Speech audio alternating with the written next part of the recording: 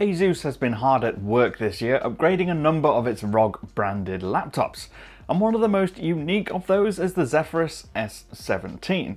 It's a big, bad beast of a machine, and yet it's trying not to be too ostentatious. I'm Cam Bunton from Pocket-lint, and this is our review. And while you're here, if you could tap like, subscribe and the notification bell, that would be lovely. It goes without saying that if the top thing on your list of desires for a gaming laptop is to have a big 17-inch screen, you're going to have to make peace with having a pretty hefty laptop. So no, the S17 isn't even close to being a small and nimble notebook. But what Asus has done with all that space is actually quite inventive and, more importantly, practical. When it's shut, it looks like a regular, albeit quite large, matte black laptop. The metal lid has a subtle dot pattern and the ROG branding on it. No bright in-your-face colours or sharp angles or anything insensible, but when you open it up it reveals a slightly out-of-the-box surprise. The keyboard lifts up at an angle as you lift the lid and push it back. It's very different, but serves a purpose. For some, having a keyboard at a slight angle will give that feel of being at a desktop and using a keyboard on a desk. It's only a gentle angle, about 5 degrees, which means it's comfortable to type on and, as vitally, it allows air to flow underneath it. This clever design means your hands stay cool on the keyboard, even in the midst of pushing the machine to its limits. Or at least, cooler than they would be if you were resting them on a keyboard sunk into the body of a machine. The opening also means extra airflow and cooling for the internals. It's very clever. The entire surface of the body where your hands and fingers rest is coated in a soft touch finish, and that makes it very comfy. It's not cold and shiny. And thanks to all that space, the Zephyrus S17 has a full-sized keyboard and enough room for a number pad and directional buttons separated from the typing space. There's also a handy scroll wheel up above the function row near the left corner, which by default lets you turn the volume up and down, but it can be programmed to do any number of things. As for the keyboard itself, that's pretty special too, providing you like the look, the feel and the sound of optical mechanical switches. This method combines the low-profile laptop keycaps with optical switches, so it's fast, low profile, but still manages 2mm of key travel, or nearly 2mm. And it has a proper clicky sound when you press the keys. They're easy to type on and don't need much effort to press, so they're really responsive.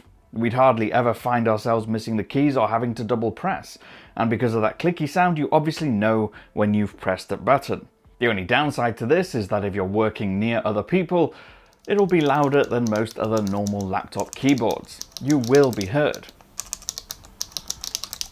And depending on your chosen RGB lighting effect, you might be seen too. The S17 has per key RGB lighting, so the fluidity of any breathing and colour changing happens on a button by button basis.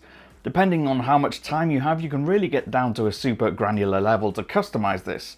But there are plenty of options to choose from. Despite not being a tiny laptop, the S17 is still, for a 17-inch machine, still quite compact. It's about 20mm thick when it's shut, and the screen's skinny bezel on top and on the left and right sides means the display panel isn't surrounded by a chunky space-hogging frame. Of course, it's quite heavy too, especially if you need to carry your machine around with you a lot. You'll definitely notice it, more so because you'll also need to find space in your everyday bag for the power adapter that ships with it. It's not small in the slightest. In this case, the term power brick is almost literal because it's about the same length and width as a house brick, although it is about half the height. So what about ports? How many does it have? Well, the short answer is pretty much all of them. As far as physical connectivity goes, there's no shortage of ports in the S17. It has virtually everything you could conceive of needing. The right side features 2 full-sized USB 3.2 Type A ports, plus a full-sized SD card reader underneath.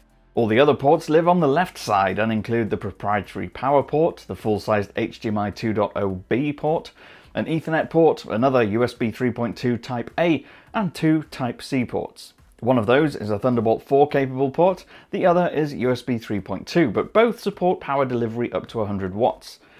But that still doesn't give you the same kind of refill speed as if you were using the enormous power brick that comes with it. The key takeaway here is that there's enough flexibility in connectivity to keep even the most demanding user happy, whether you want wired or wireless connections.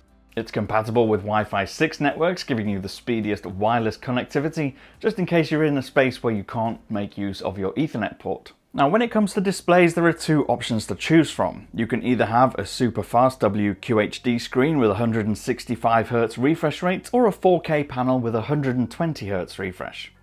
If you like beautiful scenery and games and do a lot of creative work, the 4K option is ideal. But we were sent the 165Hz model, which means one thing: it's fast. We'll get more into performance in a bit, but when it comes to brightness and colours, the screen is more than capable. It's bright and vivid and has very good contrast levels. What's more, the anti-glare surface ensures there's no distracting reflections. We sometimes found the contrast levels were tuned a bit too high by default, but for games, that's brilliant. For doing any editing of photos or videos, it was a little difficult to compensate.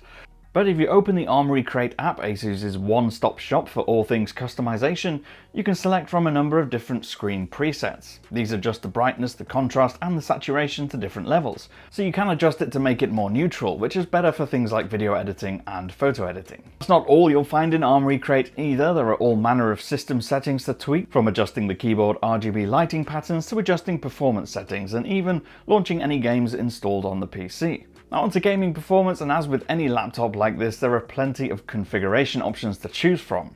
Our review unit came with 32GB of RAM, 16 of which is soldered onto the board, and another 16 which is removable, but you can install a further 16, taking it up to 48GB if you wish. It also has a 2TB M.2 NVMe storage, which is super fast. This memory is alongside two very powerful brains, the Core i9 processor 11th generation and the NVIDIA GeForce RTX 3080. With this CPU and dedicated graphics together, the sky's the limit really in what you can throw at the laptop. We played a number of different game titles on the S17, some more GPU intensive than others, those making the highest demand often being the ones that would force the fans to really kick into gear. For instance, pushing a game like Forza Horizon 4 to its maximum would mean the fans were pretty loud. We wouldn't say they were quite airplane taking off loud, and not as loud as the M16 we reviewed earlier this year, but they're hardly quiet. Regardless, it didn't struggle with any of the titles we played. Animations and frames were predominantly smooth and stutter-free, whether we were chilling with the calm exploration game Sable or trying to get the unreliable to take flight in the Outer Worlds. In the Forza Horizon 4 benchmarking tool, we benchmarked using the maximum resolution and frame rate available, and it consistently tracked around 150 plus frames per second. Similarly, in the Heaven benchmark with the test set to ultra settings, the frame rate would stick somewhere between 140 and 160 frames per second, for most of the time that the benchmark was running. Using Cinebench to benchmark the Core i9 inside yielded expected results. It completed the rendering tasks quickly in the multi-core test, scoring over 13,400 points, which essentially means the only Intel CPU more powerful at the moment is the Xeon. Of course, what it can do is often limited to the mode you're enabled, using the built-in Armoury Crate app. For instance, if you're not gaming and you're not plugged into power, it's automatically in silent mode, and so ensures that the CPU and GPU aren't being used to full capacity. And that means two things: less battery usage and less heat, so the fans don't kick in that often. But you can still get your work done.